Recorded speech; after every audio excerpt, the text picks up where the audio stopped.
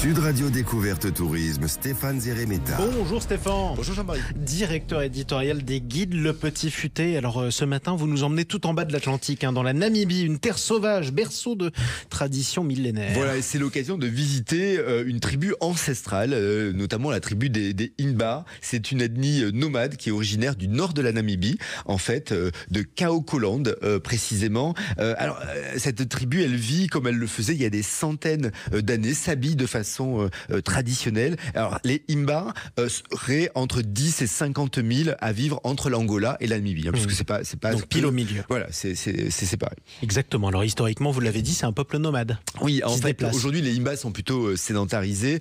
Beaucoup de ces peuples nomades se sont forcément sédentarisés. Ils vivent principalement de l'élevage de la chèvre et du tourisme. Et c'est pour ça qu'on en parle aujourd'hui. C'est une façon de valoriser un peu. Et ces rencontres sont absolument incroyables. On a pas mal de tours opérateurs qui proposent de visiter un de leurs villages pour comprendre, découvrir leurs coutumes. Alors c'est pas touristique au sens industrialisé. Ça reste du tourisme de niche, intimiste. Pas grand monde, intimiste. Et c'est des tours opérateurs qui le font de façon très respectueuse. En tout cas, c'est un peu comme quand on a vu tous, je sais pas si vous allez se souvenir, de Muriel Robin qui était dans l'émission Rendez-vous en terre inconnue. Ça date un peu. C'est vrai que l'émission était émouvante et il y avait cette rencontre-là qui se faisait. Oui, d'autant plus qu'il faut y aller dans un esprit d'ouverture à l'autre.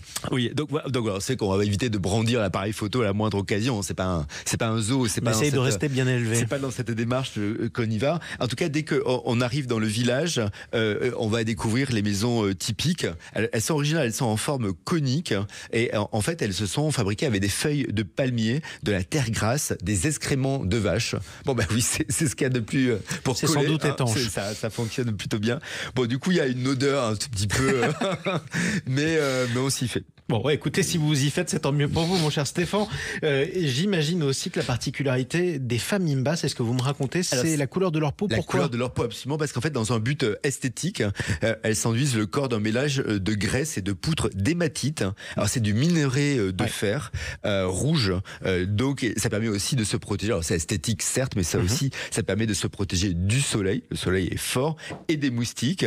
Les femmes Imba portent l'oumba, c'est un coquillage blanc, symbole de fertilité, et sinon elles ne sont pas autorisées à se laver avec de l'eau, ni leur corps, ni leurs vêtements. Elles font donc tous les jours un bain de fumée. Donc c'est complètement étonnant, et c'est un peu la démarche de visiter le village et qu'on nous explique un peu ces traditions. Alors c'est un autre monde, effectivement. Ils portent énormément de bijoux, les Imba aussi. Oui, alors c'est vrai que c'est des bijoux, c'est intéressant parce qu'ils les reçoivent durant les moments les plus marquants de leur vie. Alors c'est vrai qu'ils reçoivent pour leur mariage, pour leur premier enfant.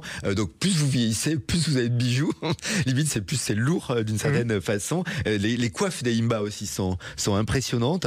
Alors souvent, elles sont réalisées avec des peaux de chèvre. Et là, ça donne une indication sur leur statut marital. D'accord. C'est pas comme sur Facebook, vous mettez le statut. Oui, c'est un statut, là, c'est sur Tinder. C'est sûr, absolument.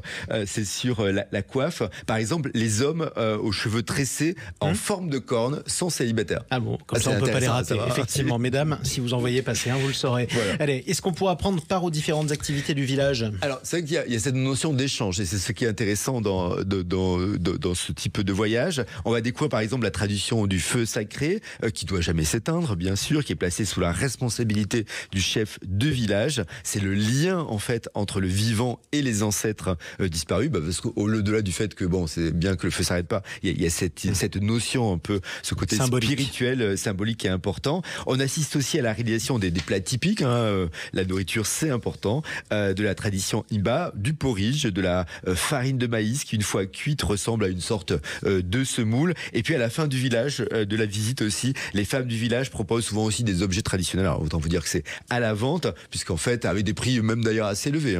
Mais c'est un souvenir et c'est une façon d'avoir partagé et bien sûr de permettre à ces gens-là, ces tribus traditionnelles millénaires de Namibie et d'Angola, que sont les Imba. Donc voilà, donc c'est vrai que c'est une grande visite et on sort grandi. Il y a plein de voyages comme ça qui se développent. On fait là, on avait discuté une première fois quand c'était en Colombie aussi, c'est important et ça fait un tout petit peu des vacances qui font réfléchir. En tout cas, on vous sent conquis. Merci beaucoup Stéphane Zeremeta. On vous retrouve samedi prochain avec le Petit Futé. Oui, avec grand plaisir.